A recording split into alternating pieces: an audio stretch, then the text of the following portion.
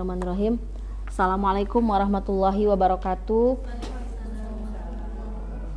Alhamdulillah wa syukurillah wa la hawla wa la quwata illa billahil aliyil azim. Allahumma sholli ala Muhammadin wa ala ali Muhammad. Allahumma rzuqnal ikhlas, Allahumma rzuqnal istiqamah, Allahumma rzuqnal husnul khotimah wal mautu fi sabilillah. Amin ya rabbal alamin. Alhamdulillah, berbahagia sekali akhirnya dari obrolan yang sudah panjang dan lama ya kemarin itu, akhirnya Allah takdirkan pada hari ini kita mengikuti kajian.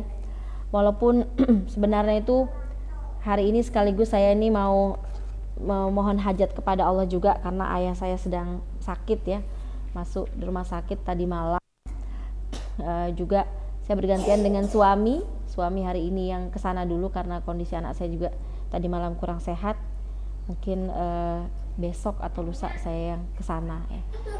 Mudah-mudahan ini menjadi sebuah bagian dari amal soleh ya yang saya kirimkan untuk ayah saya dengan belajar ini. Dan insya Allah kemarin kita insya Allah akan membahas tentang adab dan juga terkait dengan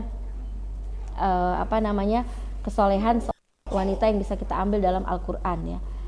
Jadi kalau dalam Al-Quran, kalau ibu sekalian boleh dibuka di surah Al-Qasas ya Bu, ayat 25 ya. Surah Al-Qasas ayat 25 ya. Surah keberapa surah Al-Qasas? Itu ada satu kisah ya Bu, kisah tentang kisah tentang perempuan ya, atau kisah tentang anaknya Nabi Syuaib ya. Nah, kisah tentang istri Nabi Musa sebenarnya. Itu ada saya mengambil satu kalimatnya di ayat 25-nya ya. Faja'athu ihdahuma tamshi ala istihya'in qalat inna abi yad'uka liyajziyaka ajra ma saqaita lana ya. Tapi yang mau saya ambil adalah tiga kalimat aja, yaitu tamshi ala istihya'in qalat ya. Nah, ini adalah di ayat 25 ini di potongan ayat tamshi ala istihya'in qalat ya. Ini adalah potongan kata terkait dengan kita sebagai seorang perempuan ya Bu ya. Akhlak atau adab apa yang harus kita miliki, yaitu pertama berjalan. Tamshi itu kan berjalan. Ala istihya'in dengan rasa malu ya, istihya dengan rasa penuh sopan dan malu. Kemudian qalat, kemudian dengan berkata. Jadi rangkuman daripada akhlak yang harus kita miliki berdasarkan Al-Quran nanti juga akan saya ambilkan di surah An-Nisa satu lagi, tapi kita kupas dulu ayat ini, yaitu berjalannya seorang perempuan atau gerak-geriknya perempuan itu harus dalam bingkai rasa malu gitu ya. Kemudian perkataan, nah jadi ada tamshi, ada qalat ya Bu ya. Tamshi itu adalah gerakan kita, gerak lisan, gerak apa aja, mohon maaf bukan gerak lisan, gerak tubuh kita, jalan kita, harokah kita, cara kita bersikap, bertindak, itu tamshi ya. Nah, yang kedua adalah qalat di ujungnya ya. Jadi antara tamshi dan qalat di tengahnya ada apa? Istihya itu rasa malu ya, dari kata-kata haya. Jadi kita ini harus berusaha sebagai seorang perempuan mengupayakan dua-duanya ya. Tapi memang Masya Allah kalau kita lihat semua pembahasan akhlak dalam Quran, contohnya dalam surah Al-Hujurat, itu semua diawali dengan ya ayyuhalladzina amanu ya. Jadi dimulai selalu dengan ya ayyuhalladzina, bukan ya ayyuhan nas ya. Jadi kebanyakan adalah ya ayyuhalladzina amanu. Kenapa? Karena memang erat sekali kaitan akhlak dengan keimanan ya. Jadi gini, kullama zada imanuhu zada akhlaquhu ya. Setiap kali orang bertambah imannya, maka pasti insya Allah akan bertambah akhlaknya ya. Nah, tapi kemudian satu lagi, iman ini erat kaitannya dengan apa? Dengan ilmu ya. Nah, jadi iman itu nggak akan didapat ya kalau tanpa ilmu. Makanya kenapa ayat yang pertama turun itu ya, itu bukan perintah sholat ya. Bahkan perintahnya di 5 ayat pertama itu semua tentang ilmu. Iqra bismi rabbikal ladzi khalaq ya. Alladzi Iqra bismi rabbikal ladzi khalaq khalaqal insana min 'alaq Iqra wa rabbukal akram ya. Jadi semua terkait ayat tentang ilmu ya. Makanya kita nggak akan bisa kita nggak akan bisa bertambah akhlak kita kalau kita nggak punya iman. Tapi jangan berbicara iman atau akhlak kalau ilmu kita aja nggak ada gitu. Karena yang menjadi pendorongnya itu adalah ilmu. Itulah kenapa saya juga ulang di kajian yang lain bahwasanya Imam At-Tabari mengatakan kalau ada yang lebih mulia, lebih tinggi dari ilmu, pasti akan diminta kita dan Rasulullah untuk memintanya dalam Al-Quran. Tapi nggak ada kecuali ilmu. Rabbi zidni ilma, Rabbi zidni ilma, tambahkanlah ilmuku. Nggak ada tambahkanlah hartaku, tambahkanlah kecantikanku, itu nggak ada ya. Semuanya adalah ilmu. Dan ilmu itu nggak akan habis-habisnya kita cari ya, nggak akan pernah habis ya. Bahkan dia warisan yang ditinggalkan oleh para nabi. Ya. Kemudian kalau kita lihat kalau dalam Al-Quran ya, mungkin juga pernah dalam sebuah pembahasan saya bahas, Allah pernah dalam Al-Quran disebutkan dalam surah Al-Ma'idah, mukallibina tu'allimunahunna ya. Allah pernah ya menjadikan anjing itu menjadi anjing yang mulia ya, ketika dia dekat dengan ahli ilmu, ketika dia sudah mendapatkan ilmu ya. Kalau yang anjingnya Ashabul Kahfi ya kan, dia disebut dalam Al-Quran ada 3 apa 5 kali itu karena dia berteman dengan orang ahli ilmu ya kan. Nah, kalau anjing yang mukallibina tu'allimunahunna adalah anjing yang dilatih gitu. Anjing yang dilatih itu Bu, kalau anjing misalnya anjing berburu, anjing hutan ya berburu, dia mencari kijang misalnya, dapat kijang, hasil buruannya itu haram. Tapi beda dengan anjing yang sudah dilatih ya, yang mukallibina tu'allimunahunna. Jadi anjing yang sudah tersentuh dengan ilmu beda. Jadi karena anjing yang juga sudah dilatih, sifat-sifatnya udah beda. Kalau anjing yang tidak dilatih, tidak disentuh dengan ilmu, dia akan tambah rakus ya. Selalu mementingkan dirinya sendiri. Tapi kalau anjing yang sudah disentuh dengan ilmu, dilatih oleh orang-orang yang melatihnya gitu ya. Biasanya itu adalah orang-orang yang memiliki hewan. Kalau di masa jahiliyah itu di orang-orang Arab, orang yang memiliki hewan ternak ya, untuk menjaga ternak-ternak mereka. Nah itu mereka di antara contohnya itu adalah nanti misalnya dia berburu ya Bu ya, dapat kijang. Itu kijangnya dari anjing ini akan menyerahkan kijangnya utuh-utuh kepada tuannya. Nanti misalnya tuannya habisin kulitnya kijang itu, dimasak semua risotto sama dia. Terus anjingnya cuma dikasih tulang, jadi itu dia makan tulang itu, nggak akan marah. Terus dia akan tetap setia kepada tuannya. Ya. Kenapa? Jadi anjing saja disentuh dengan ilmu, dia perilakunya sudah berubah jauh dari anjing biasa. Bukan lagi anjing yang serakah, bukan lagi anjing yang mementingkan diri sendiri, ya. Bukan lagi anjing yang tidak bersyukur ya, tapi sudah berubah. Mukallibina tu'allimunahunna. Nah inilah artinya bagaimana dengan kita ya, orang-orang yang sudah lama duduk di majelis ya, pasti insya Allah akan lebih dimuliakan oleh Allah Subhanahu wa ta'ala. Apalagi ada sebuah kisah di mana seorang pemuda Bu, di rumahnya itu ada majelis tapi nggak pernah ikut ya. Suatu ketika kata ayahnya, dia datang ke rumahnya itu hanya mau ngambil kunci karena mau pakai mobil sama teman-temannya, mau jalan ke keluar kota. Kata bapaknya, boleh kamu ambil itu kunci, tapi tolong duduk dulu di majelis ini sebentar. Duduk aja dulu sebentar nak, gitu ya. Tunggu sampai selesai majelis. Duduk tuh juga sambil gatal sudah badannya nih nah ya. Kapan ya selesai, lamanya sehnya ini menjelaskan gitu kan. Tunggu sudah sama temanku, tapi dia enak juga sama bapaknya kan. Maka putar-putarnya kuncinya. Terus begitu selesai langsung dia pergi sama teman-teman.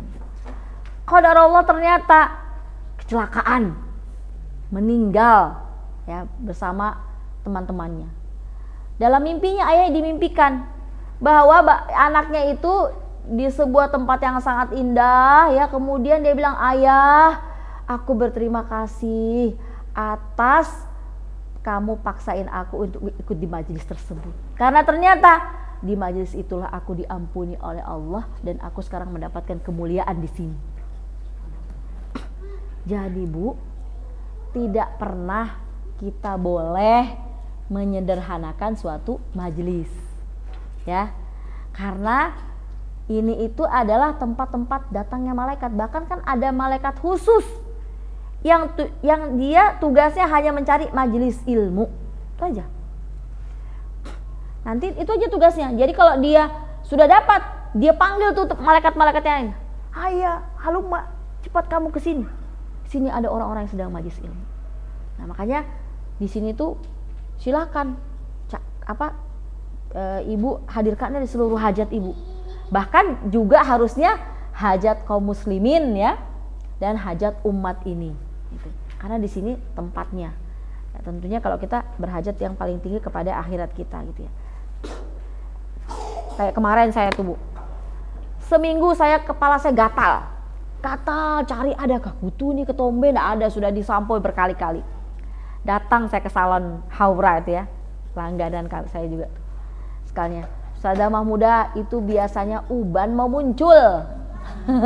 Ya, kerimbat dulu saya Mbak, kerimbat gitu ya, agak lumayan ringan. Begitu lihat sudah muncul, nah Ustazah 2 sudah ubannya lagi. Masya Allah, saya bilang, iya ya, saya ingat dulu waktu zaman masih kecil sering disuruh ayah sama ibu saya nyawutin uban, gatel ya ternyata. Ya itu. Nah saya sudah menjalani itu, jadi Masya Allah, artinya maksud saya cepat sekali kehidupan kita ini berlalu gitu ya. Saya aja cerita kemarin, saya setelah 1 bulan itu urusan saya banyak ya, untuk terapi abinya, kemudian sampai di sini juga masih men-settlekan berbagai hal. Ini baru masuk bulan ketiga saya mulai settle, ketemu dengan teman-teman. Banyak betul perubahannya Bu, sudah begini banyak betul. Kemarin lagi ketemu di Balikpapan, suami saya sudah meninggal Ustazah ya, baru 2 tahun yang lalu. Ya Allah, jadi banyak tuh ketemu tiba-tiba meninggal sudah suaminya. Ada juga Masya Allah usahanya makin besar ya. Ada juga orang yang ikut saya, yang paling saya khawatirkan ekonominya, ternyata sudah punya rumah, sudah punya anak 2, udah bahagialah hidupnya, alhamdulillah ya. Jadi baru dalam waktu 5 tahun itu, maksudnya 4 tahun menjelang 5 tahun, perubahan sudah banyak. Nah apalagi artinya memang cepat sekali namanya perubahan hidup kita. Kalau kita tidak tambah dengan makna, dengan ilmu ya, maka khawatirnya kita banyak kehilangan kesempatan. Karena benar-benar sekarang ini sebenarnya di masa yang sudah kita apalagi sudah selesai mengalami COVID ya, kita kerasa bahwasanya hidup ini tambah begitu singkat gitu ya, tambah begitu singkat sehingga bekal-bekal perlu dibanyakin.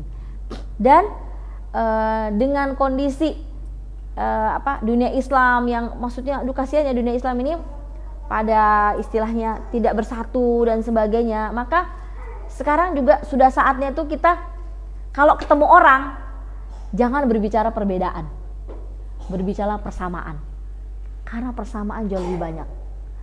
Kalau bicara berbeda tuh terus nggak selesai kita. Ini saya juga temukan di Turki. Di Turki tuh Erdogan hanya mencari apa persamaannya dengan orang-orang sekuler. Maka dia bicaranya tidak menjelek-jelekan sekuler, nggak pernah melihat sekulerisme, nggak pernah. Yang dia adakan adalah bagaimana ini kemanusiaan atas nama manusia kita gerakkan bersama-sama. Padahal di dalamnya nilai-nilai Islam. Gitu.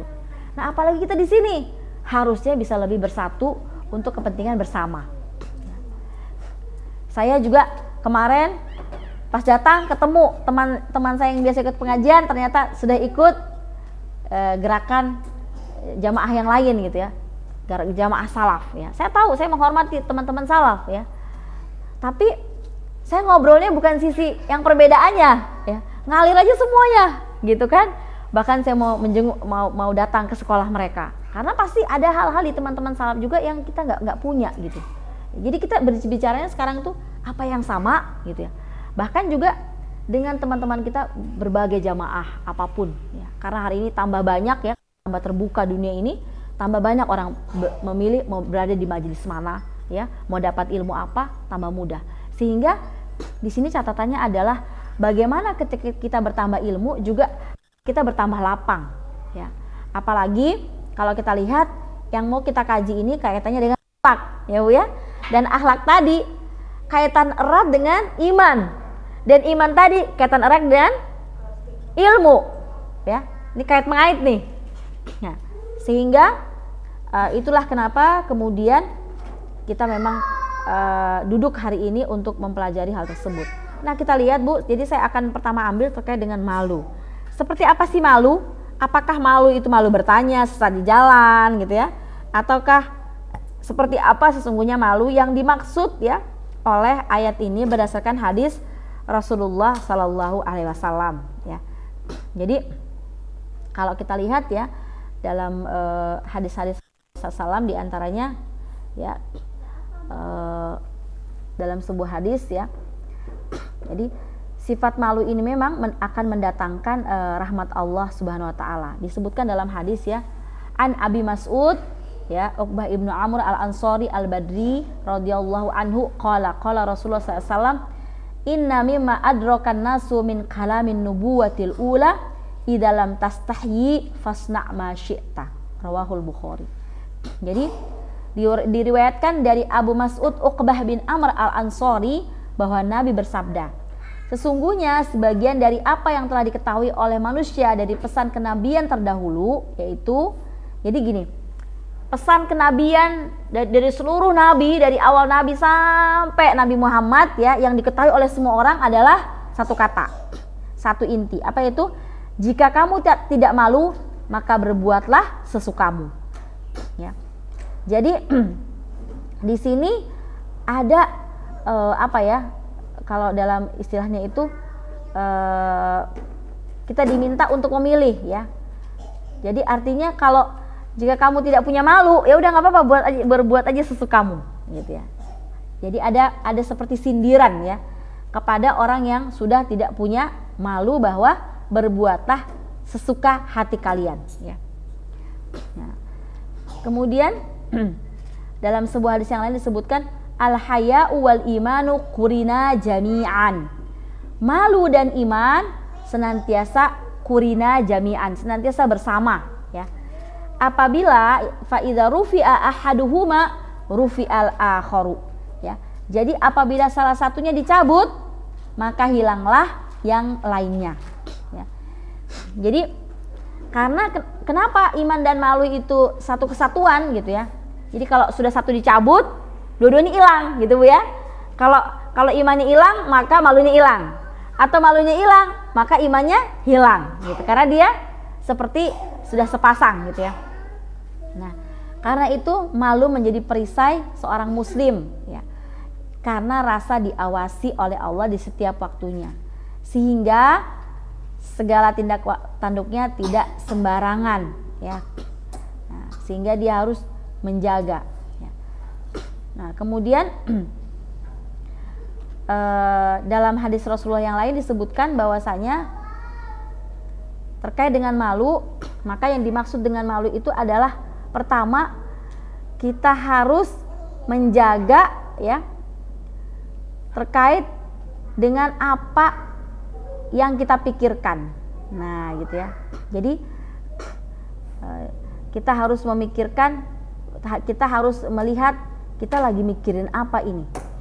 Karena seseorang itu disebut malu ya, yaitu adalah ketika suatu ketika dalam sebuah hadis tuh disebutkan Rasul bersabda ya, merasa malulah kepada Allah dengan sebenar-benarnya rasa malu ya, dalam sebuah majlis. Maka para sahabat kemudian bertanya, alhamdulillah ya Rasul, kami telah memiliki rasa malu ya. Nah, tapi Rasul meluruskan apa sifat malu yang mesti dicermati dan diamalkan. Para sahabat bilang, kami udah malu ya Rasul gitu ya. Maka kemudian Rasul menambahkan, walaisa dzaka, bukan begitu, walakinal istihya minallah haqqal haya an tahfadzar ra'su wa ma wa'a ya. Jadi, tapi yang dimaksud dengan malu itu kepada Allah adalah kalian menjaga kepala, ya, maksudnya adalah akal dan pikiran, ya, dari apa yang dipikirkan. Wal batnu wa ma hawa, dan memelihara perut dari apa yang diharamkan. Kemudian wala tadzkirul mautu wal bala, dan mengingat mati. Jadi ada 3, ya. Kemudian ada 4, ya. Kemudian wa man aradal akhirata taraka zinatud dunya faman fa'ala dzalika istihya minallahi haqqal haya. Jadi yang ketiga, yang keempat adalah orang yang mengharapkan akhirat akan meninggalkan gemerlapnya dunia, dan orang yang telah melampaui itu telah sungguh malu kepada Allah. Jadi orang yang sudah melakukan 4 hal ini, maka dia masuk ke dalam orang-orang yang malu kepada Allah. Yang pertama adalah menjaga kepala. Nah ini, jadi Masya Allah, kenapa kita diminta untuk menjaga apa yang kita pikirkan? Karena Quran itu, ya, Quran itu adalah satu-satunya kitab yang membahas bagaimana merubah persepsi kita tentang dunia, tentang Allah, ya, seperti itu. Sehingga kita semua harus melihat, ya, seperti apa. Karena gini, sebenarnya disebutkan kenapa kadang-kadang orang itu tidak bisa pernah berubah, karena pola pikirnya tidak pernah berubah. Karena ketika dia memahami sesuatu bukan pada tempatnya, bukan dari yang diinginkan oleh Quran dan hadis, maka dia akan bisa berubah. Contohnya gini, ketika orang bilang kita ini berasal dari kerak, itu beda kalau kita berasal dari setetes mani yang merupakan pemberian dari Allah, atau kita sebagai manusia yang dimuliakan Allah. Itu akan beda pandangan orang. Orang akan gampang meremehkan dan senantiasa meremehkan orang lain karena kamu cuma dari binatang, gitu ya. Kalau hanya itu sumbernya. Jadi itu bedanya, ya. Artinya hal yang sedikit aja kita melihat seseorang tuh bisa berbeda. Bahkan karena melihatnya itu asalnya dari monyet, akhirnya kemudian orang bisa kemudian, ya udah, memang di dunia ini adalah hukumnya hukum rimba, gitu. Satu, siapa yang kuat, ya, dia yang bisa hidup di dunia ini. Akhirnya begitu. Itu dari pola pikir yang dari asalnya yang dikit aja gitu, cara pandang yang berbeda gitu. Kan kalau dalam Quran itu manusia itu berasal dari saripati tanah, tapi dia juga dia juga dimuliakan oleh Allah dengan ruh, ditiupkannya ruh, ya. Nah, itu berbeda, ya, dengan kita memandang diri kita. Makanya memang penting sekali yang disebut dengan mengolah pola pikir. Jadi yang pertama yang disebut malu, kita harus melihat apa yang sedang kita pikirkan dan merasa malu tentang apa yang kita pikirkan. Apa contohnya? Contohnya begini, saya suatu ketika pernah merasa malu sama Allah karena memaksa Allah, gitu. Saya ngerasa, contohnya dulu, saya zaman dulu ketika lihat orang solih, melihat teman-teman saya solih, terutama misalnya yang dekat dengan guru yang ikhwan, yang laki-laki, ngerasa itulah jodoh saya. Bahkan ada masa di mana saya meminta sama Allah, pokoknya Allah saya sama dia, gitu ya, karena dialah yang terbaik. Nah, setelah sekarang berjalan waktu sudah panjang, sekarang sudah ya mungkin lebih dari 30 tahun lah, ya, zaman dulu itu. Sekarang saya baru merenung, bagusnya cara Allah memilihkan jodohku yang hari ini, gitu. Kalau sama dia, gitu ya, mungkin saya nggak bisa beramal soleh lebih besar dan sebagainya, gitu. Karena dia ditempatkan di tempat yang mungkin lebih cocok dengan dia untuk beramal soleh, gitu ya.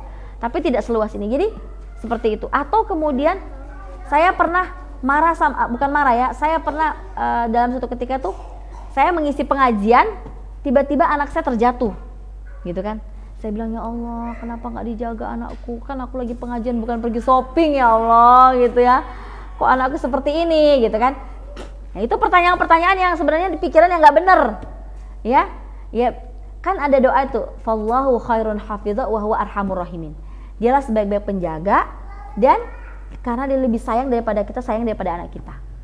Ternyata jatuhnya anak saya itu membuat semua jadi lebih aware. Oh, berarti harus kakak-kakaknya harus hati-hati, megang adik, jagain adik, karena adik bisa jatuh, gitu ya. Karena kalau jatuh tuh efeknya begini-begini, berbahaya, gitu. Jadi, alhamdulillah akhirnya juga sembuh, gitu ya. Nah itu banyak hal dalam pikiran-pikiran kita atau sesuatu yang kita lihat ya dalam kehidupan ini yang kemudian nanti kita bisa berburuk sangka terhadap pemberian yang sudah Allah berikan kepada kita.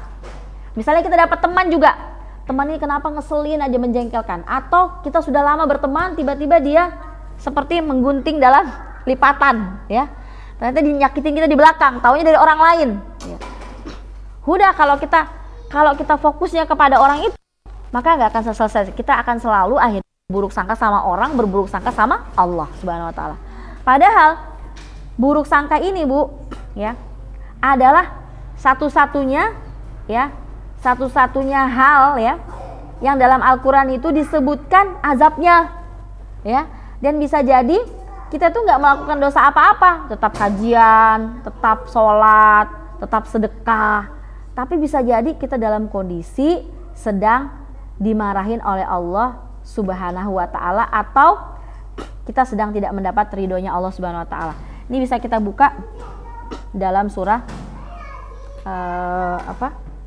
dalam surah kok saya lupa, Al-Fat ya, surah Al-Fat ya. Ya. Saya lihat dulu ayatnya, Bu ya. Ayat kedua kalau nggak salah. Adh-dhannina billahi dhannas saw. Ayat 2.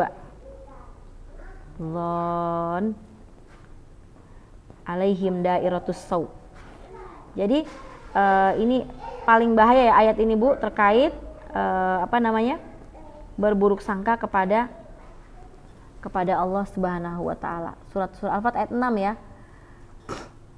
Allah berfirman di sini dalam surah Al-Fat ayat ke-6. Wa yu'adzibal munafiqina wal munafiqati. Dan Allah ya mengazab orang munafik laki-laki dan munafik perempuan, wal musyrikina wal musyrikat, dan orang musyrik laki-laki dan musyrik perempuan. Ya, kenapa diazab sama Allah? Ya, kenapa dia disiksa sama Allah? Satu aja, Bu. Adh-dhannina billahi dhannas saw. Ya, dia pikirannya tuh selalu buruk kepada Allah, berburuk sangka. Seperti orang munafik ya, setiap kali diberi perintah dia berburuk sangka. Ya, dia bilang kenapa kita perang? Ketika dia belum perang dia pengen perang. Ketika ada perintah perang, kenapa perang? Kita capek, rumah ini lagi panas ya. Pokoknya banyak alasan ya.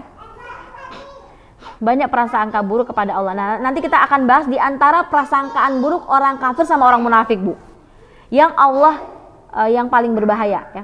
Nah, kemudian apa? Yang pertama apa? Alaihim dairatus saw. Ya. Bagi dia azab pertama apa, Bu? Yaitu dia akan dikelilingi oleh keburukan. Jadi satu kali kita berprasangka buruk sama Allah ya, itu akan ketemu yang buruk. Kalau dairah dalam bahasa Arab itu dairah itu lingkaran, Bu. Dairah itu lingkaran. Ya. Jadi dairah itu kita akan ketemu dengan yang buruk terus. Begitu juga, Bu, kalau kita prasangka buruk sama orang. Makanya kalau ibu sering-sering prasangka buruk sama orang, lihat-lihat, siapa tahu jiwa ibu sedang tidak sehat. Makanya kita boleh dong datang ke psikolog, ya, minta bantuannya boleh. Karena kita pengen sembuh. Ya, kadang-kadang nggak tahu caranya kan. Nah, dan itu biasa aja. Sekarang itu, Bu, yang sejak Covid ya, Bu ya, orang sakit mental itu sama sudah kayak korengan zaman dulu. Iya. Bukan lagi sesuatu yang aneh, bukan lagi sesuatu yang memalukan, ya.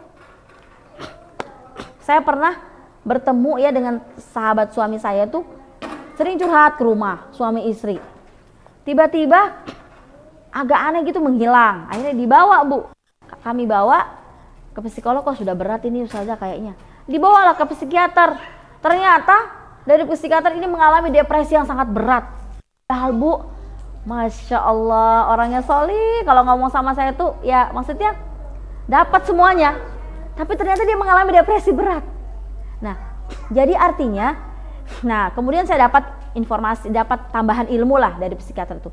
Itulah ustazah, hari ini tuh kita ada pertolongan pertama pada kecelakaan. Tapi nggak ada pertolongan pertama terhadap orang-orang yang kena gangguan mental. Karena nggak ada ilmunya, kita nggak diajarin. Nah, ibu-ibu juga sebenarnya kalau di sini ada psikolog atau ada, boleh dihadirkan. Bahkan kalau ada psikiater boleh.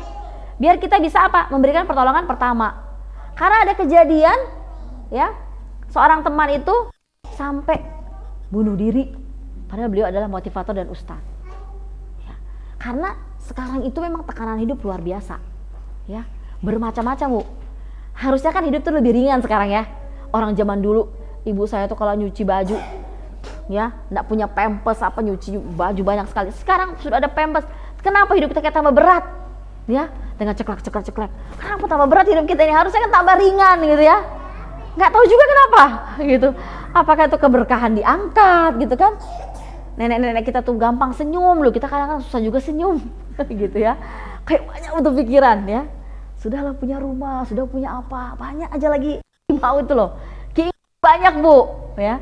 Nah, jadi nggak tahu juga kenapa, sehingga saya ulang tadi, Bu, ini juga artinya begini, Bu. Jangan sampai teman-teman di sekitar kita ini kita biarkan sudah parah, sudah nggak bisa diobatin, minum obat seumur hidup, baru kita tolong, atau bahkan auzubillah sampai bunuh diri. Nah, jadi saya ulang, Bu, ya. Dari mana ini? Dari satu aja, berprasangka buruk sama Allah. Nah, sehingga kalau kita sudah suka berprasangka buruk sama Allah, maka kita akan mudah prasangka buruk sama orang. Sekedar orang antar makanan, kita bisa bilang menghina aku nih. Dikira aku gak punya makanan hari ini. Padahal bersyukur dikasih makanan. Ya. Tapi kalau sudah prasangka buruk, ya, itu bisa sampai ngantar makanan yang biasa orang suka, jadi tidak suka. Kayak dihina kita, gitu ya. Alhamdulillah. Kemudian apa, Bu? Azab yang pertama apa, Bu, buat orang yang tidak menjaga pikirannya, kepalanya? Yang pertama kan tadi dia akan ditemukan yang buruk-buruk terus, ya. Yang kedua adalah wa ghadiballahu alaihim. Allah marah padanya. Ibu sholat aja, tetap ibu zakat, tetap ibu sedekah, melayani suami, tapi Allah marah. Kenapa? Karena ibu ini tidak hilang-hilang pikirnya sama Allah. Kenapa aku yang diginiin? Maka aku ini rajin taklim, ya. Aku rajin sedekah. Gitu. Nah, itu juga kalau saya kemarin bahas ya. Jadi kan saya ada kajian di rumah tuh. Kemarin saya sempat bahas, di antara ciri orang sombong adalah orang ujub, orang sombong dengan dirinya adalah ketika dia beramal soleh, merasa doanya harus segera dikabulkan. Dan heran kenapa doanya tidak dikabulkan padahal saya soleh. Kenapa saya baru aja sedekah, tiba-tiba suamiku chat sama cewek lain. Baru aku kirim sedekah ke panti asuhan, kedapatan suamiku misalnya, kenapa dengan cewek lain? Kenapa ibu tuh yang gak pernah sedekah, pelit betul kuliah depan rumahku tuh misalnya. Baik-baik aja suaminya, rajin ke masjid, solih betul anak-anak. Nah, itu berarti dia ujub, merasa bahwa ya amal solihnya itu sudah sangat besar diterima Allah dan bersandar pada amal solih sehingga dia layak untuk menerima hal seperti itu. Padahal para nabi saja yang hebat-hebat, nabi ya, Nabi Nuh, ulul azmi, tidak dikabulkan doanya untuk anaknya. Anaknya tidak soleh. Nabi Muhammad untuk kakeknya saja tidak dikabulkan oleh Allah. Padahal sesoleh apa Nabi Muhammad? Jadi hati-hati kita ujub dengan amal kita. Jadi nggak boleh juga, Bu, kita tadi merasa heran, merasa kaget, lagi beramal soleh dapat sebuah hal yang buruk. Gitu. Atau ngerasa, oh sedekah ini pasti sudah akan tolak bala. Belum tentu juga. Kadang-kadang sedekah malah dapat bala. Ya, memang kalau pada umumnya dia tolak bala. Tapi kalau ibu dapat bala, ibu marah, berarti ibu sombong. Merasa mengandalkan amal sedekahnya, merasa hebat dengan sedekahnya. Padahal yang kasih keinginan bersedekah, petunjuk bersedekah, bisa istiqomah sedekah, siapa yang ngasih? Allah. Ya, seperti itu. Dan ujian tadi dari siapa? Bala tadi, ujian yang mendadak dari Allah juga, gitu ya. Dan pasti Allah punya mau.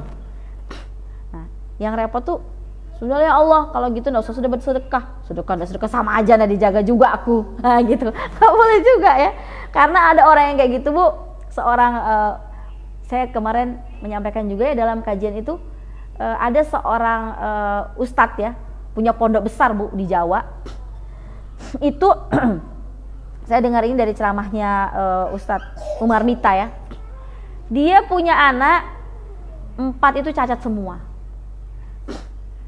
Dia bilang gini, sudahlah, gak ada Tuhan sekarang ini, gak ada Tuhan. Aku loh minta anakku aja 1 sehat, gak ada, dikasih yang cacat terus. Lahir lagi, Bu, anak kelimanya cacat lagi. Gak ada Tuhan. Sampai didatangin murid-muridnya, ini kayaknya luar biasa nih. Datangin murid-muridnya, Pak Kiai nggak begitu, Pak Kiai. Enggak, aku nggak dengar kamu lagi. Terserah, kalau kamu pondokku ya urus saja. Kalau aku enggak, aku sudah merasa sudah yakin Tuhan sudah nggak ada. Terserah aku hidupku mau seperti apa. Mau aku doa pagi, siang, malam ya untuk anakku bisa sehat 1 aja. Nih malah lahir lagi cacat lagi. Itu berarti apa? Inilah orang yang ujub terhadap apa? Amal-amalnya, ilmu-ilmunya, gitu. Dan ini bahaya ya, bahaya. Karena hari ini kita banyak yang punya majlis ilmu. Bagi saya bahaya sekali. Ya. Sehingga, ya artinya itulah kenapa dan tadi menunjukkan juga ya, ulama tadi ini itulah pentingnya kita itu perlu ilmu yang rosi itu yang kokoh. Hari ini tuh banyak ahli ibadah tapi bukan ahli ilmu. Kenapa? Para ulama ada satu perkataan, aku itu ingin sekali kalau bisa orang-orang yang mengajarkan fikih dan sebagainya itu bisa duduk sebentar mengajarkan tentang maqasidul ilmu, atau sisi-sisi keikhlasan atau kekokohan dalam ilmu itu. Ya. Karena memang kalau akidahnya tidak kuat ya, hanya ibadah saja, itu memang rentan untuk mendapatkan fitnah dan ujian seperti itu. Ya. Dalam hadisnya juga sesungguhnya alfi abidin ya, faqihun wahidun asyaddu ala syaitani min faqihin wahidun ya. Faqihin wahidin. Jadi 1000 ahli ibadah ya, satu ahli orang yang faqih dalam ilmu itu lebih susah bagi setan untuk menggodanya daripada 1000 ahli ibadah. Ya. Nah, artinya berarti kan kembali lagi kepada ilmu. Karena memang agama ini bukan berdasarkan doktrinasi ya atau ibadah-ibadah aja, tapi berdasarkan ilmu. Ya. Seperti itu. Tadi saya ulang ya Bu ya. Jadi yang pertama ini kita masih dalam pembahasan terkait dengan malu itu adalah menjaga kepala dan apa yang dipikirkan ya. Nah, tadi dan saya tetap membahas tentang bagaimana Allah mengazab orang yang pikirannya berburuk sangka sama Allah dengan apa? Pertama, mendapatkan keburukan. Terus yang kedua, dia dimurkai oleh Allah. Padahal bisa jadi dia sedang beramal solih dengan amal-amal solih yang lain, ya Bu ya. Yang ketiga adalah wala'anahum, dan Allah akan melaknati dia, menjauhkan dia. Dia dijauhkan. Dia sholat tapi dia nggak ngerasa sholatnya. Dia tilawah tapi tilawahnya kering, nggak menambah imannya. Dia sedekah tapi tidak menambah rasa rendah hati dia, ya. Dia juga menuntut ilmu, dia juga berbakti sama suaminya, tapi dia tidak merasakan rasa syukur yang dalam. Nah ini Bu, karena apa? Dia pikirannya tuh buruk sama Allah, ya, prasangka buruk sama Allah. Ketika dia melakukan kewajiban yang sudah dilaksanakannya. Itu jadi kalau di dunia dia akan diazab dengan 3 ya Bu. Ya. Pertama dengan bertemu selalu dengan yang dairatus su, yang buruk-buruk. Yang kedua, dia selalu dimarahin oleh Allah, dimurkai, dan ketiga dia dijauhkan oleh Allah, dilaknat sama Allah. Itu di dunia. Di akhirat apa Bu? Dia dapat jahannam. Wa'adalahum jahannam wasa'at masira. Dan itulah tempat kembali yang paling buruk. Makanya kenapa juga kita diminta kalau sudah sakratul maut, maka ada satu amalan, yaitu harus berbaik sangka sama Allah, bahwa Allah insya Allah mengampuni kita. Ya. Nggak boleh kita bilang banyak betul dosaku, kalau sudah menjelang, sudah di kerongkongan kita harus mendatangkan yang namanya roja, rasa takut yang tinggi kepada Allah. Tapi selama kita masih sehat begini, yang lebih diutamakan adalah rasa khauf, rasa takut. Ya, nanti kalau sudah dekat, sudah yugorgir, sudah menjelang di tenggorokan itu mau dicabut sepertinya nyawa, maka disitulah harus didatangkan sifat roja atau berbaik sangka sama Allah Subhanahu Wa Taala. Nah, bahwa Allah telah mengampuni kita insya Allah, sehingga kita semakin kuat nantiasa. Karena ketika kita bilang wah aku banyak dosa dan sebagainya, masuk setan itu, kamu nggak diampuni sama Allah. Akhirnya kita percaya dengan itu. Jadi itu yang pertama Buya, dan ini yang paling berat. Karena lintasan pikiran itu kalau nggak salah sehari hampir 20.000. Ya. Kalau kita gunakan itu dengan kebaikan, berapa kebaikan yang kita dapatkan. Tapi kalau itu kita gunakan untuk keburukan, maka berapa keburukan yang kita bisa dapat ya. Jadi kita harus belajar mengolah pikiran kita ya Bu ya. Nah, karena dari pikiran itulah, dan memang Quran itu hitopnya, cara dialog Quran itu selalu mengajak kita berpikir. Afala ta'qilun, afala tasma'un ya, afala tadzakkarun ya. Dalam Al-Quran banyak sekali mengajak kita berpikir untuk bertafakur kepada Allah Subhanahu Wa Taala dengan ayat-ayatnya, dengan apa yang kejadian yang kita lihat. Nah, ini salah satu juga ini yang kedua adalah contoh bagaimana bentuk buruk sangkanya orang-orang munafik ya. Jadi suatu ketika dalam sebuah riwayat ada para sahabat itu 3 orang ya, sahabat di zaman Rasul ya. 3 orang mereka berbicara tentang Tuhan ya. Di sini diriwayatkan sebenarnya bukan sahabat, yaitu orang-orang di Mekah pada saat itu, di Madinah pada saat itu ya. Maka dia bertanya, benarkah Allah Tuhan sembahan Muhammad itu mendengar apa yang kita bicarakan saat ini ya.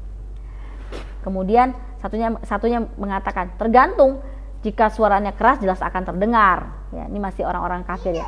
Tapi jika tidak, Allah tidak mungkin mendengarnya ya. Si penanya tampak bingung, kendati dirinya bodoh, namun kemudian dia tidak menerima pendapat temannya begitu ya. Karena merasa harus menjawab, maka yang satunya lagi menjawab ya, kalau memang Allah mendengar sesuatu, tidak mungkin dipilih-pilih begitu, yang teriak bisa didengar, sementara yang bicara lirih tidak ya. Jawab yang ketiga ya, berusaha meyakinkan, walaupun mereka juga bingung ya. Maka kemudian pada saat itu sahabat Abdullah ibn Mas'ud itu lewat ya, menguping pembicaraan tadi ya, di balik tirai Ka'bah ya, ini di Mekah ya. Kemudian dia beranjak menuju kediaman Rasulullah, melapor apa yang didengarnya gitu ya, dari orang tadi, orang kafir Quraisy Mekah yang ngobrol. Tuhannya Muhammad tuh dengar aja apa enggak gitu ya. Nah, ini orang-orang kafir. Kemudian turunlah ayat 22 dan 23 dari surah Al-Fussilat yang berbunyi, wa ma kuntum tastaquna ayyashhada alaikum sam'ukum wala absarukum wala juludukum walakin dhanantum annallaha la ya'lamu katsiran mimma ta'malun ya. Kamu tidak dapat sembunyi, kata Allah, dari kesaksian pendengaran, penglihatan dan kulitmu terhadapmu. Bahkan kamu mengira Allah tidak mengetahui banyak tentang apa yang kamu lakukan. Itulah dugaanmu yang telah kamu sangkakan terhadap Tuhanmu. Hal itu telah membinasakanmu, sehingga jadilah kamu orang yang rugi ya. Nanti di akhirat orang kafir itu heran karena menyaksikan anggota tubuh mereka tuh silih berganti mempersaksikan tentang perbuatan mereka ya. Mengapa kamu tega gitu? Nanti mereka bilang gitu, bersaksi demikian mempermalukan aku di hadapan Tuhan ya. Dia sama kulit-kulitnya yang ngomong semua ini gitu ya. Maka kemudian kulit-kulit itu menjawab. Jadi ada dialog nanti antara bisa jadi kita, atau kalau dalam Al-Quran itu sudah digambarkan antara orang kafir dengan anggota tubuhnya. Makanya juga biasanya kayak Umar bin Khattab, saya juga pernah dengar itu, satu lagi sahabat Abu Hurairah atau siapa, dia terbiasa ngobrol dengan badannya ya. Kalau Umar tuh pernah dia pernah perutnya bunyi, perut Kenapa kamu bunyi-bunyi? Nanti kamu bilang apa sama Allah tentang aku? Gitu ya. Gitu. Mungkin kalau kita perutnya kretek-kretek lagi puasa, perlu juga ngomong-ngomong gitu ya. Karena memang kalau dalam nanti riwayatnya itu kita akan ada ngobrol nih gitu ya. Jadi tadi dia jengkel nih. Allah telah menciptakan, jadi antaqanallahu ladzi antaqa kullasain. Allah jadi si kulit menjawab, Allah telah menciptakan lisan dapat bicara di dunia. Sekarang telah menjadikan semua anggota badanmu bisa melapor apa yang sudah kau buat. Ya. Ibu, sebenarnya kita itu nggak apa-apa sering berdialog dengan tubuh kita ini, karena dengan tubuh kita inilah nanti kita maksudnya berada di depannya Allah Subhanahu Wa Taala. Makanya ada juga sebuah perkataan ulama, sebenarnya simpel sekali kalau orang tuh masuk surga. Cuman dia perlu kasih sayang yang penuh terhadap dirinya. Itu aja. Kita tuh kan Bu kadang-kadang gini, sayang sama diri kita tapi nggak penuh. Contohnya gini, kita lagi emosi nih, ya, orang zolimin kita, ya. Maka pada saat di puncak emosi itu kita kadang-kadang menjelek-jelekkan orang, mengeluarkan kata-kata yang buruk. Kita nggak tahu bahwa dengan seperti itu kita sedang merugikan diri kita sendiri, gitu kan? Nah, makanya kita perlu bantuan, ya, saudara atau teman. Jadi kita sudah tahu, kita lagi panas-panas ini paling enak ngomong ke siapa? Ke Mbak Ila misalnya. Wah, meskipun orang Bugis ke orang Solo misalnya. Atau misalnya ke Bu Teti ya. Adem tuh langsung jadi es batu gitu ya kalau ngomong ke dia. Kalau ngomong ke teman saya yang sana ya, tadinya dari api biasa langsung jadi api unggun ya. Nah itu. Jadi harus tahu kita menata diri kita. Kita ngomongnya kemana kalau lagi sedih, lagi sakit hati, lagi apa? Supaya apa? Yaitu kalau dalam rangka kita mengasihani diri kita. Termasuk kasihan sama diri kita tuh termasuk kita melihat diri kita. Aku ini bisa bermanfaat buat siapa ya? Buat apa ya diriku ini? Ya. Karena dalam sebuah riwayat Bu, itu Rasulullah pernah marah sekali karena dia tanya, kemana si Fulana gitu ya. Siapa ya Rasul? Fulana itu yang biasa bersih-bersih masjid. Oh, dia sudah meninggal. Rasul bilang, kenapa kamu tidak mengabarkan kepadamu? Dulluni ala qabriha. Tunjukkan aku di mana kuburnya. Rasul berdoa di situ Bu. Ya, kemudian Rasul berdoa dan kata Rasulullah, sesungguhnya kuburan ini tadinya gelap seluruh penghuni kubur ini, tapi terang karena doaku dan salawatku kepada pemilik kubur ini dan semua kuburan yang ada di sekitarnya, gitu ya. Maka kemudian kenapa? Jadi ini menunjukkan bahwasanya Rasul mencari seorang tukang sapu perempuan dan marah, nggak dikabarin kematiannya. Karena mungkin para sahabat merasa bahwa wah, apa sih cuma tukang sapu? Ya, karena ada orang-orang yang kadang-kadang dia nggak bisa kasih uang, ya, dia nggak bisa kasih apa-apa, punya tenaganya aja dia punya, gitu ya. Dan tenaga juga kadang-kadang karena dia sudah tua, al-ajuz ya, tua, nggak bisa dia mengangkat, menggotong misalnya kayu atau apa di masjid, tapi dia bisa cuma menyapu-nyapu sedikit, mengambil kotoran-kotoran sampahnya. Tapi Rasul memuliakannya sampai marah kepada sahabat karena pada saat wafatnya nggak dikabarin, dan Rasul sampai mencari wanita itu, gitu. Dan ini bentuknya adalah seorang wanita, orang yang lemah, orang wanita lemah sudah tua, bisanya berkhidmat untuk agama Allah hanya menyapu masjid. Nah, jadi artinya kita juga perlu mencari nih, kalau kita kasihan sama diri kita, saya kasihan nih, nanti saya gimana menghadap Allah nih. Ibu perlu merenung dan bertafakur, saya bisa beramalnya di mana nih, gitu ya. Alhamdulillah saya bisa bersedekah, apalagi tambahannya nih misalnya. Ya. Karena sedekah juga, meskipun itu 10.000 Bu ya, itu jangan dikira sederhana. Kalau saya selalu ngerasa, hari ini alhamdulillah yayasan yang saya sampaikan dulu cuma rumah Quran ya Bu ya. Sekarang tambah banyak orang yang bergabung bersama kami untuk membumikan Al-Quran. Sekarang sudah di TK, sudah di sampai SMP Bu sudah. Bahkan sudah mau kerjasama lagi SMA. Bahkan suami saya sudah berpikir mau bangun sebuah kampus untuk mencetak guru-guru Al-Quran nanti yang bisa ditempatkan di berbagai tempat. Jadi kenapa? Bisa jadi dari sedekah ibu-ibu itu hokinya ngeri. Karena ibu dari harta yang paling halal, dari orang yang majlis taklim, dari orang yang menyedekahkannya dengan ikhlas. Jadi ibu jangan bilang, malu ustazah, 10.000 aja saya bisa kasih. Karena apa? Nggak sederhana. Yang 10.000 itu nilainya besar di hadapan Allah. Kayak tadi ya, Rasulullah itu orang cuma nyapu saja sampai dicari sama Rasulullah. Nah, jadi kalau kita kasihan dengan diri kita, sayang dengan diri kita, maka perhatikan, saya bisa bermanfaat untuk apa? Karena masing-masing kita tuh unik bu, diberikan oleh Allah. Teman saya kemarin di usia 40, saya ingat dulu tuh kajian saya juga. Saya sering sampaikan, kalau bisa di depan suami kita yang terbaik, dandanannya semuanya. Ternyata bu, dengan itu dia apa? Belajar make up bu. Wih, saya akhirnya kemarin, saya sendiri belum belajar ya, nggak seperti itu. Ternyata dia terampil, karena ibunya juga dulu punya salon ya. Dulu dia sering disuruh tapi dia nggak belajar. Tapi dia sekarang tuh Ustazah, biar saya menyapu juga di rumahku apa, saya berdandan dulu sampai dibilang suamiku, mau kemana kau gitu ya. Enggak, mau menyapu aja di rumah gitu ya. Yang penting tetap cantik gitu ya. Gitu bu. Nah jadi lanjut ya, maka kemudian sekarang tuh bu, di antara amal solehnya bu, dia adalah mengajari anak-anak remaja bu untuk berdandan atau bermake up.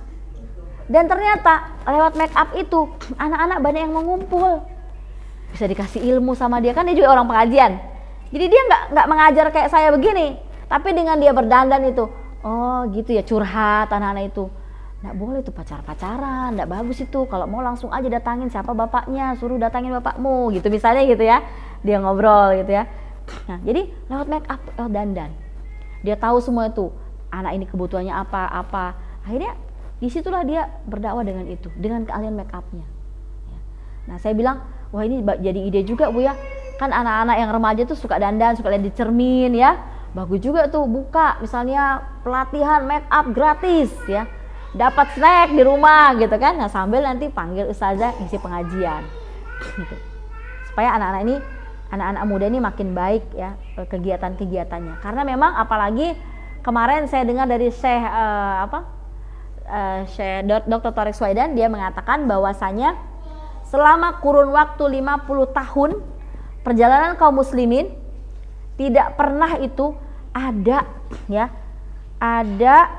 kondisi anak muda atau generasi muda yang sedahsyat seperti sekarang. Dan itu tergantung siapa-siapa atau ibu-ibunya atau generasi di atasnya yang menggerakkan mereka. Kalau yang generasi kayak kita nih 40 ke atas nih, masih mikirin diri kita terus, belum jalan aku tuh ke Rusia, belum aku tuh kemana gitu ya. Boleh juga sih itu, apalagi yang suka traveling ya Mbak Hila. Tapi maksudnya kita pikirin juga orang-orang di sekitar kita, terutama anak-anak remajanya. Jangan kita bangga mentang-mentang banyak sudah tak lama sudah kita taklim ini ya. Kita lihat mana anak remaja kita. Mungkin kalau TPA sudah banyak yang mikirkan. Tapi kalau anak remaja yang SMA yang apa, itu harus dia mikirin bu. Dan ibu-ibunya boleh berdiskusi. Karena apa? Tadi kata para ulama, dari sisi kecepatan mereka berinteraksi. Mereka, itu kan kalau di internet bisa mereka lihat kemana aja ya bu ya, cari ilmu apa aja. Bahkan lebih hebat dari gurunya bu anak-anak. Malah sudah anak dengar guru itu begini. Karena dia bisa dapat semua dari internet. Bahkan dia bilang, salah guruku ini menjelaskan. Tahu dia. Nah, itu siapa? Jadi anak-anak kita sudah lebih pintar, lebih luar biasa. Belum lagi, karena hasil dari ibu-ibu yang solih, yang sudah mulai ikut pengajian, anak-anak ini kesadaran terhadap Islamnya bagus dibanding kita zaman dulu. Nah ini tapi, mereka ini bisa jadi dahsyat kalau ibu-ibunya yang usia kita ini aware, perhatian, peduli. Kalau kita peduli dengan diri kita sendiri, ya gitu-gitu aja mereka. Sayang. Nah itu mungkin ya tambahannya. Jadi terkait dengan tadi, bapaknya kita harus berbaik sangka kepada Allah, hilangi buruk sangka. Dan memang diantara ciri tadi orang-orang kafir atau orang-orang munafik adalah mereka kaget bahwa diri mereka itu akan bersaksi. Dan dengan itu Artinya mulailah hari ini kita sering-sering berdialog dengan diri kita. Kita perlu bilang sama lidah kita, kamu lidah, apa kamu bilang kesian kalau nanti besok aku mati? Ya, hai mata, apa nanti kalau aku mati? Ya, kaki, kau bilang apa nanti kalau aku mati? Ya, hai perut, ya, banyak betul kasih masuk makanan, ya, apa kamu bilang nanti? Ya, jadi seperti itu kita perlu bertanya, ya, kepada diri kita. Ya. Nah ternyata disebutkan di sini ada satu kalimat ya. Jadi prasangkamu itulah terhadap Allah bahwa Allah tidak melihat sebagian besar dari perbuatanmu, maka itu menjadikan kamu orang-orang yang rugi, ya. Nah, padahal terkait Rasul bersabda dalam sebuah hadis bahwasanya wala ba'dal mauta minal mustab, ya. Jadi tak ada belas kasih bagi orang-orang kafir setelah maut meregang nyawa, ya. Setelah mereka meregang nyawa. Ya. Nah, jadi di sini kalau kita lihat kita perlu banyak-banyak bersyukur kepada Allah, ya. Terkait dengan yang pertama yang harus kita perjuangkan yaitu adalah kita harus menjaga dari pikiran dan apa yang kita pikirkan, ya. Jangan sampai kita berpikir yang buruk. Kemudian yang kedua adalah wa ma batnu wa ma hawa. Dan perut dan apa yang di dalamnya, ya. Memelihara perut dari hal yang diharamkan. Nah, ini tentunya terkait dengan apa? Dengan satu, kalau saya bilang ini terkait dengan pemberdayaan ekonomi. Kalau bicara perut, bicara ekonomi, ya Bu, ya. Nah, artinya yang pertama, kita harus mengupayakan bahwasanya benar-benar makanan kita itu halal dan thayyib, ya. Bahkan harta itu kan akan ditanya dari mana dan untuk apa, ya. Sehingga kita perlu sekali untuk melihat-lihat kembali, ya, terkait dengan makanan kita, ya, seperti apa, ya. Dan juga di sini kita harus mengupayakan. Alhamdulillah kemarin saya silaturahim juga ke Masjid Semesta Alam, ya. Ketemu dengan salah satu anggota pengajian tuh, Bu Purwoko. Beliau ternyata sudah punya paten itu, ya. Punya paten telur probiotik. Nah, itu telur O. Saya insya Allah nih nanti pelan-pelan akan jadi salah satu usaha saya, ya, untuk kelanjutan dakwah, gitu, ya. Kenapa? Karena ternyata telur yang biasa kita makan. Jadi kalau telur probiotik itu tapi memang riset suaminya sudah lama, ya. Dan saya heran, harga telurnya tuh murah, Bu. Paling beda 6.000 apa 10.000 aja dengan telur biasa. Yang kalau kita makan kuningnya itu kolesterol bisa hilang, gitu. Kan kalau kuning telur ngeri, ya.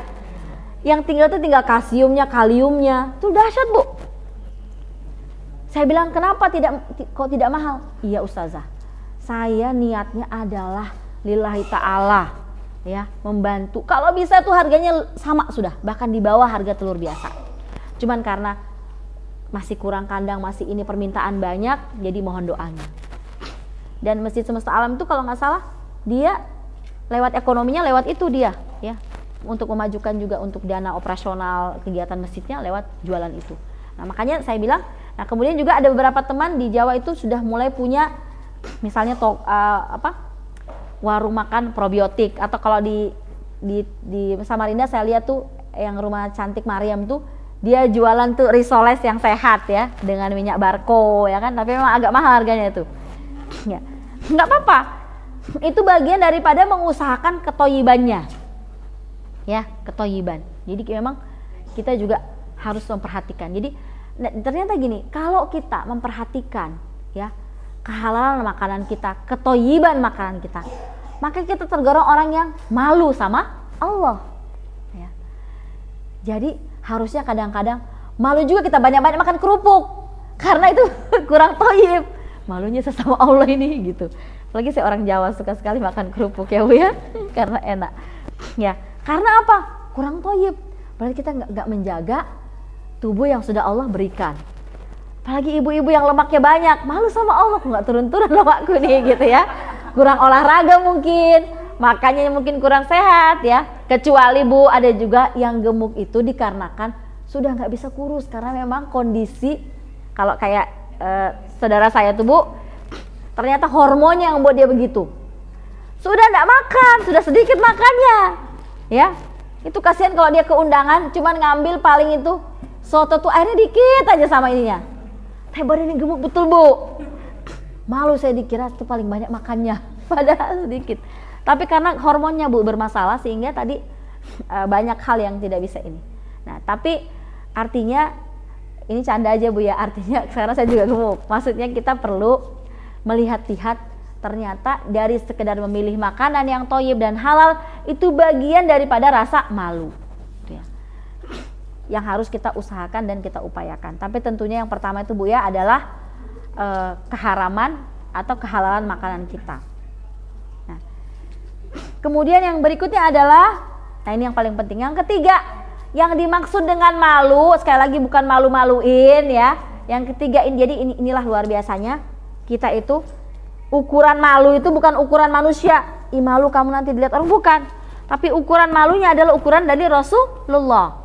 Jadi ukuran malu yang pertama bukan sekedar kita tidak tidak menggunakan hijab ya atau tidak menutup aurat, enggak, tapi ternyata menjaga isi kepala kita ya. Yang kedua tadi menjaga makanan kita. Yang ketiga adalah mengingat ya serta senantiasa, nih ada kata-kata senantiasa, mengingat maut dan apa akibat setelahnya ya. Jadi apa yang akan ada dalam maut itu, mulai dari sakratul mautnya, mulai di alam kubur sampai dikubur itu seperti apa. Kemarin ada salah satu wawancara terbaru ya, punyanya Untung itu ya, terkait orang yang mati suri ya kan, yang dia bahas itu bagus juga didengarkan, sampai dia akhirnya buka pesantren motivator Quran ya, karena dia setelah mati suri itu. Kemudian yang berikutnya adalah orang yang mengharapkan akhirat. Jadi kalau sudah ingat kematian, kita enak untuk mengharapkan akhirat ya. Dan akhirnya yang berikutnya lebih mudah lagi, yaitu meninggalkan gemerlapnya dunia ya. Nah, siapa yang melakukan hal itu, kata Rasulullah, maka dia sudah benar-benar ya menunaikan, jadi faman fa'ala dzalika istihya minallahi haqqal haya. Jadi siapa yang melakukan itu maka dia sudah menjadi orang yang benar-benar malu ya karena Allah Subhanahu wa taala. Nah, mungkin di sini dulu kajiannya, sampai di sini dulu Ibu sekalian. Mudah-mudahan yang sedikit ini bisa menambah ilmu kita, menambah ilmu saya juga. Sebenarnya ini tentang kematian perlu banyak dibahas lagi, juga tentang meninggalkan gemerlapnya dunia. Tapi saya cukupkan dari pembahasan pertama dan kedua yang saya dalamin Bu ya. Insya Allah nanti di lain waktu bisa kita kaji kembali. Silakan saya kembalikan kepada Mbak Ana.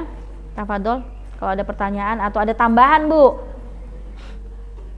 Assalamualaikum warahmatullahi wabarakatuh.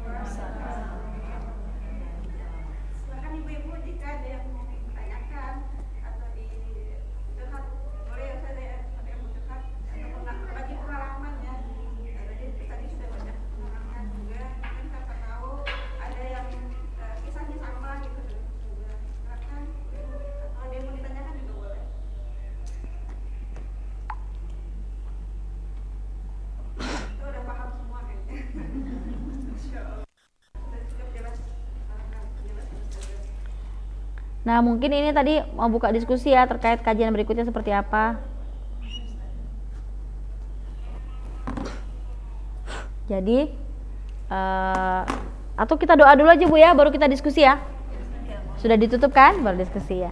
Karena ini doa yang paling penting. Saya juga mau titip doa buat ayah saya, semoga diberi kesembuhan. Ibu juga silakan hadirkan hajat-hajatnya, Masya Allah.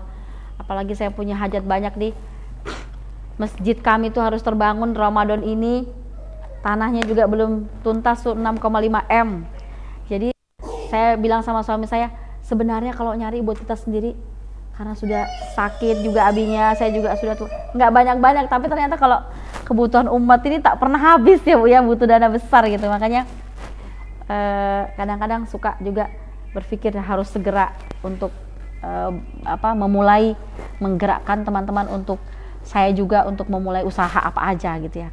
Sebenarnya dari dulu, cuman sekarang harus lebih serius karena proyek-proyek dakwah itu sangat mahal gitu ya. Nah, alhamdulillah mudah-mudahan ke depan juga saya ingin teman-teman yang punya usaha kayak tadi tuh Bu Purwoko, saya siap backup. Mungkin nanti ada ibu-ibu juga yang punya usaha, silahkan. Saya di Balikpapan juga gitu, ketemu orang-orang yang pengusaha, saya bilang ayo saling kita sharing ya. Bisa yang yang membeli itu adalah kita sendiri gitu ya, kita juga gitu, karena bagian daripada kebangkitan ekonomi gitu ya. Mungkin itu, silakan hadirkan hajat-hajatnya, semoga Allah kabulkan hajat kita semua, juga hajat kaum muslimin dan juga hajat Indonesia yang hari-hari ini Allah ingin diberikan pemimpin-pemimpin yang solih ya, yang baik, bermanfaat untuk umat, mulai dari tingkat RT sampai ya tingkat negara ya, tingkat pusat. Ala hadhihi ya. A'udzu billahi minasyaitonir rajim. Bismillahirrahmanirrahim. Alhamdulillahi rabbil alamin. Arrahmanir rahim. Maliki yaumiddin. Iyyaka na'budu wa iyyaka nasta'in. Ihdinas siratal mustaqim. Siratal ladzina an'amta 'alaihim ghairil maghdubi 'alaihim waladdallin. Amin. Allahumma salli ala Muhammad wa ala ali Muhammad. Allahumma salli ala Muhammad wa ala ali Muhammad. Rabbana zalamna anfusana wa illam taghfir lana wa tarhamna lanakunanna minal khasirin. La ilaha illa anta subhanak inni kuntu minaz zalimin. Rabbana la tuzigh qulubana ba'da idh hadaitana wa hab lana min ladunka rahmah. Rabbana innaka antal wahhab. Ya muqallibal qulub sabbit qulubana ala dinika wa ala ta'atik. Rabbi ij'alni muqimas salati wa min dhurriyyati. Rabbana wa taqabbal du'a.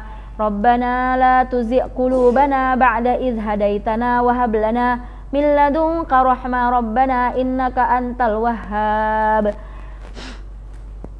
Rabbana hab lana min azwajina wa dhurriyyatina qurrata a'yun waj'alna lil muttaqina imama.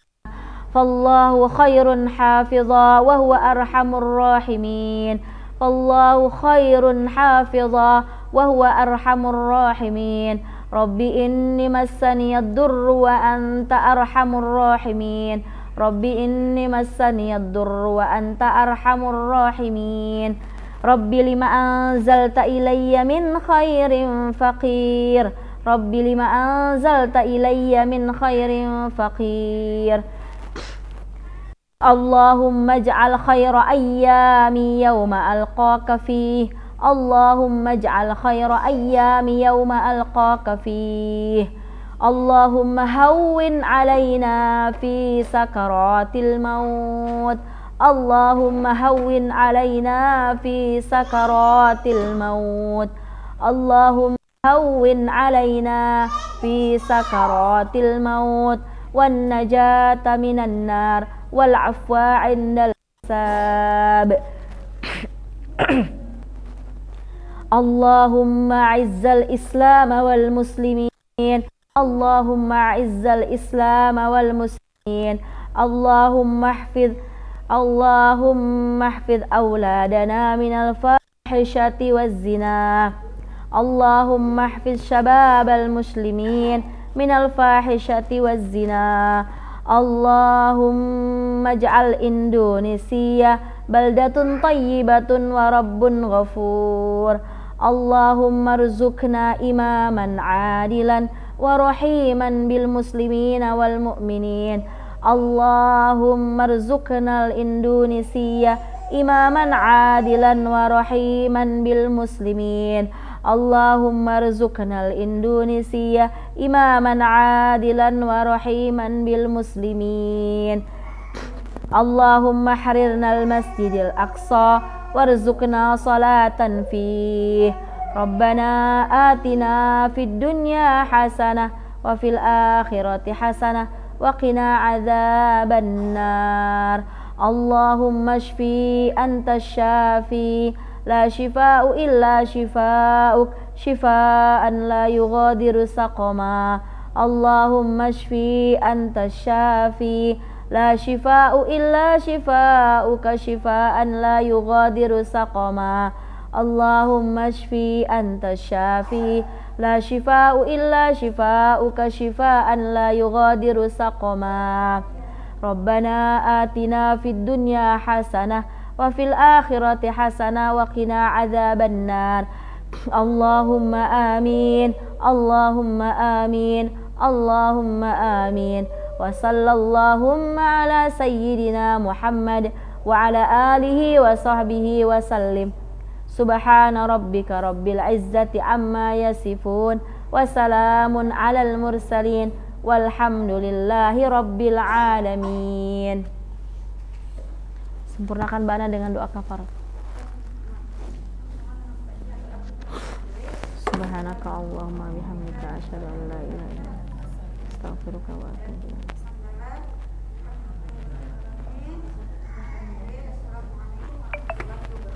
Waalaikumsalam warahmatullahi wabarakatuh. Masya Allah, masih Bu RT kayak Ibu. Masya Allah, luar biasa. Oh iya Kak, sampai sekarang